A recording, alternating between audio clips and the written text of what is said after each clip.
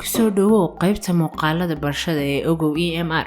Dhammaantiin waxaan ka qayb qaadan karnaa ka hortagga faafidda cudurka coronavirus marka aad raacday tallaabooyinkan fudud. Sidee baan u salaamaa qof kale si aanan u qaadin coronaviruska cusub? Si looga hortago COVID-19, habka ugu badbaadada badan waa inaad iska dayso taabashada markaad cid salaamayso. Hababka salaanta ee badbaadada leh waxaa ka mid ah gacan ruxid, weji ruxid.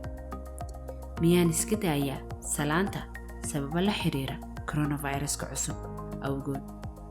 haa, fayraskan hawo mareenka ku dhaca waxaa la isku gudbin karaa si gacan qaadida, khaasatan marka uu qofku gacanta ku taabto indhihiisa, sankiisa ama afkiisa.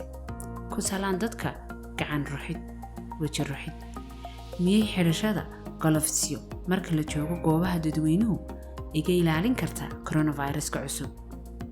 maya, u maydhista gacmahaaga si joogto ah ayaa in badan kaa ilaalisa qaadista COVID-19 marka la barbar dhigo golofsyada. weli waad qaadi kartaa wasakhda COVID-19 markaad xidhan tahay golofsyada. haddii aad taabato wejigaaga, wasakhda ayaa ka tagta golofsyada una gudubta wejiga, taasina way ku qaadsiin kartaa fayraskan. fadlan raac tilmaamaha wasaaradda caafimaadka iyo ururka caafimaadka adduunka